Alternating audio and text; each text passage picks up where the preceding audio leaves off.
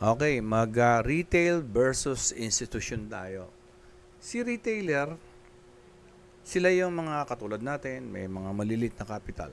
Si institusyon, sila yung mga kapitalista, yung maraming pera. Marami silang pambili. Yan. At pag nakabili sila ng marami, gusto nila pag binenta nila yan, mataas. Pero pag bumili sila, gusto nila mura. Ganon din naman sa retailer. Gusto niya pag bumili siya, mura. At pag nagbenta siya, mahal. So parehas lang gusto. Ang tanong lang is, paano nila tinatimingan yung ginagawa nila. So, nasa daily ako and nasa line chart ako. Yan. So, kung mapapansin natin, magmula nung isang linggo pa, yung chart, ayan, pababa siya. Kaya lang, na-meet niya rito yung strong support. This is previous resistance, ayun, no, noon, na break, then naging support. Ayan. Ayan. So, ibig sabihin, yung price ngayon papunta doon sa support. Ito yung unang support. Siyempre, nung isang araw pa, may mga retailer na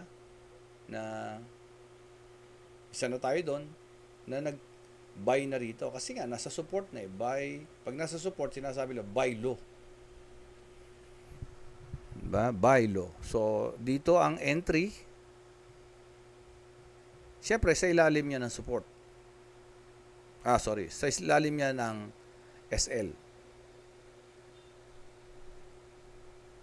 Ang TP niyan, maaring dito. O maaring dito. So, isa dyan. Pero sabihin na natin dito ang TP. Take profit. Yan si retailer. Kasi gusto niyang buy low. Nasa support. Kaya buy low. Si institusyon, gusto niya rin buy low. Pero hindi siya tumitingin sa support. Tinitingnan niya ang activities ni retailer.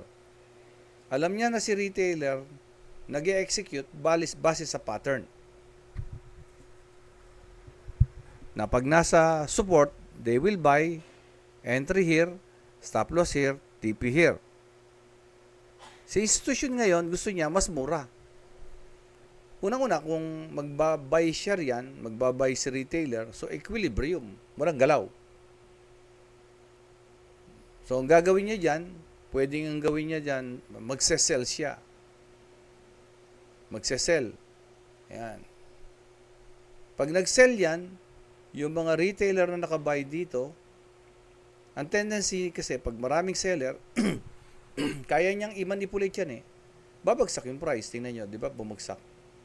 So, stop loss hunt yan. Ikaw ngayon si retailer, na stop loss ka. Alam mo ngayon, nasa ilalim ka na ng support kasi bakit? Yung support naging resistance. Mababago ngayon yung diskarte mo. Ang magiging diskarte mo ngayon, magsesell ka. Magsesell ka kasi biglang nandito na yung price. Ang gagawin mo ngayon dyan, magsesell ka na instead of buy. Saan ang stop loss mo? Dito. Saan ang TP mo? Somewhere here. Yan. Or another here.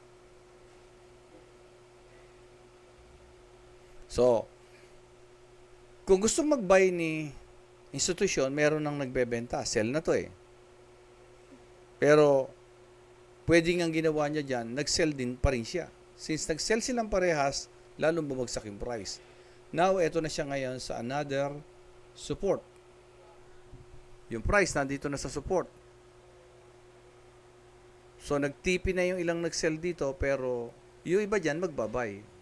Babay na dyan kasi nasa support. So, dito ang entry, dito ang stop loss, dito ang TP, or maaring dito. So, kung tutuusin, mababa na yan. Pwede na mag-buy si institusyon.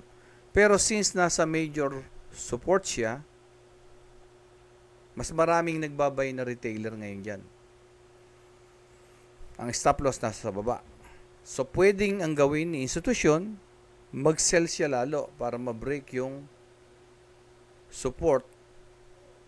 So, paano natin malalaman nag-break? Kung yung candles ay nagkaroon ng close more than 50% sa ilalim ng support na to. Then, now support becomes resistance.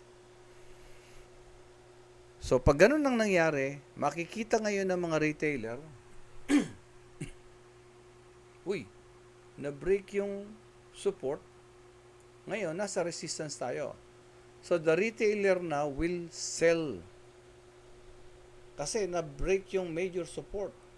Mas maraming magsesell. At, ang tendency niya, lalong bumagsak yung price. Hanggang next week. Yan.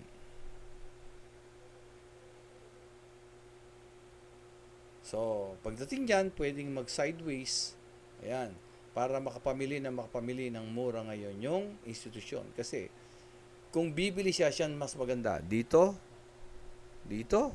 o dito. Diba? Ito ang pinakamura. So, abangan natin next week. So, ganun silang dumiskarte. Tayo, most of us, we set our order based on pattern.